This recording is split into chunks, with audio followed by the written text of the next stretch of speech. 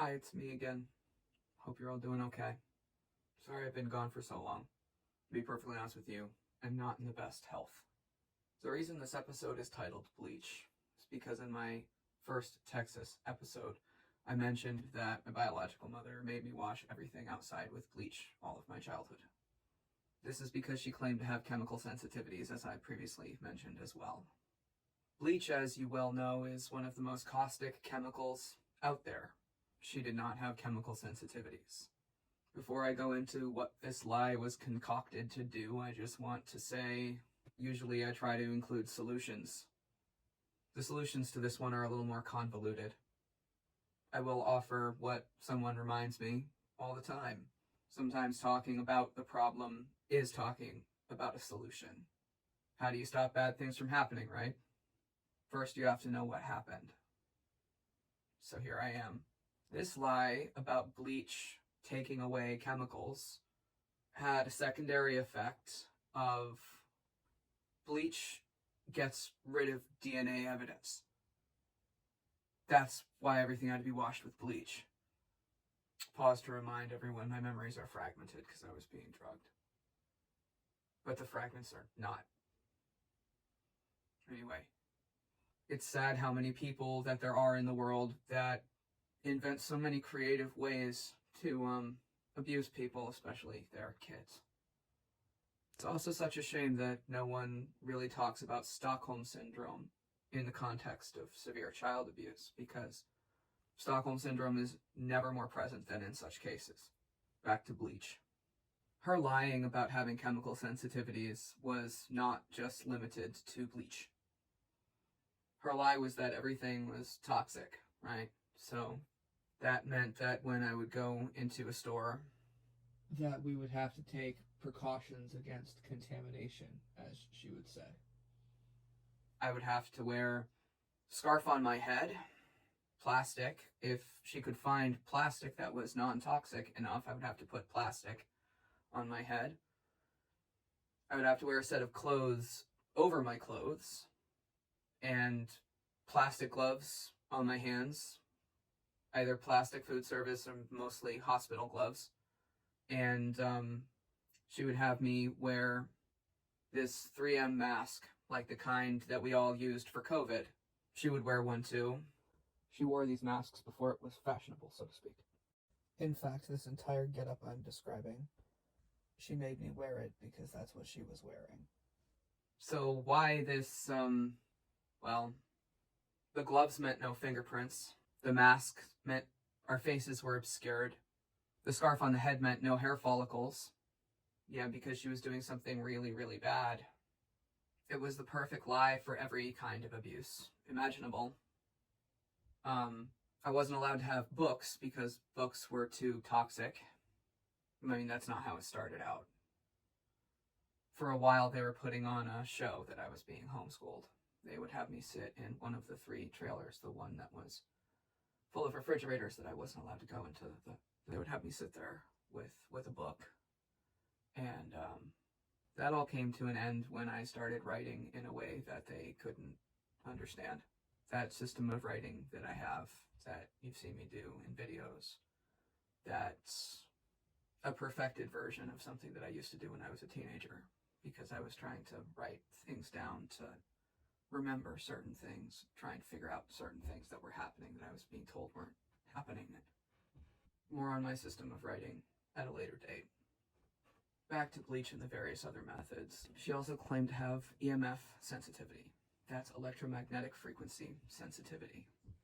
She claimed that electromagnetic frequencies that you couldn't see or hear, such as the ones from cell towers or internet, phones, computers, that they would give her migraines. So this meant there was no internet access, no computers, no cell phones. The phone had to go be plugged in 2 miles away, and then as soon as the phone call was done, I would have to go walk back and unplug it. But what did this mean? This meant no access to the outside world. In the middle of nowhere, in the middle of the desert, in the middle of a cow pasture, miles and miles and miles from anyone.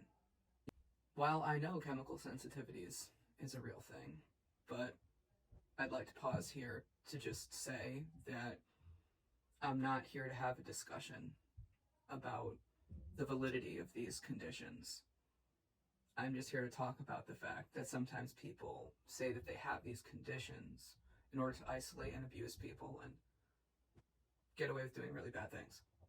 As we enter into the epoch of the virus that we are entering into, I find myself hesitant to say what I always wanted to say about all of this, which is when you see someone wearing a mask and gloves and plastic bags on their heads and making their kids do the same thing, that's a red flag.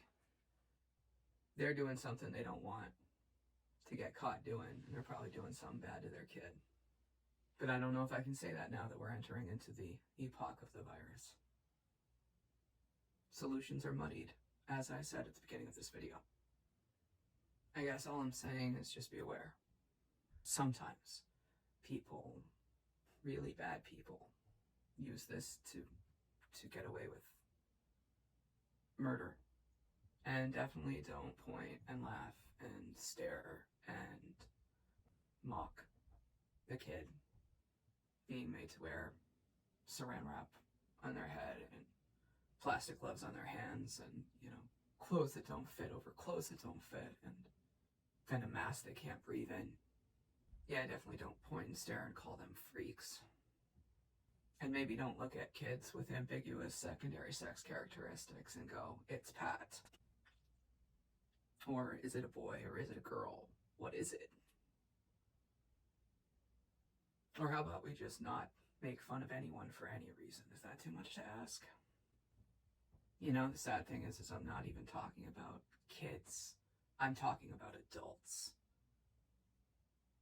Because, when you set up a precedent for your kids, they were grown-ass adults pointing and staring and pointing me out to their kids.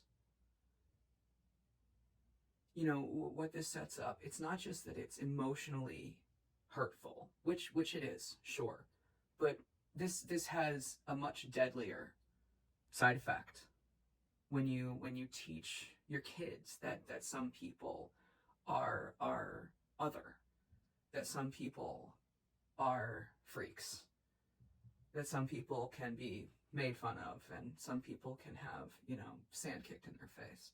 What happens is that when something bad is happening to someone who is other, people don't care. A lot of people pointed and stared. A lot of people looked the other way. A lot of people went, oh, well, good. Or if they took a payoff, they probably did it for $5 and a sandwich. Because when you set someone up as being other, people don't care when something bad's happening to you.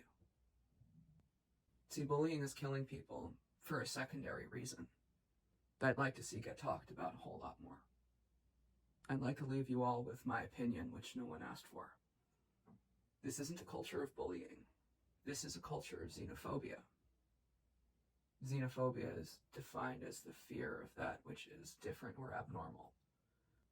Different according to whom?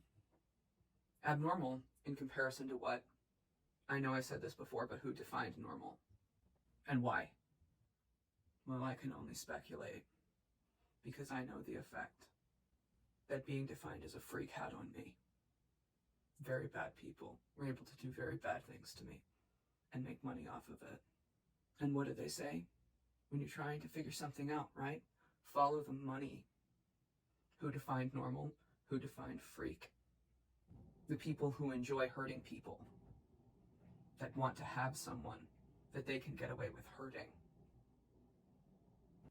I didn't deserve what happened to me. Neither did other people. Thanks for watching, everyone. I'd say peace, but I'm in pieces. So, pieces. Take care of yourselves, everybody. I'll be back. And if not, well, it had to be aliens.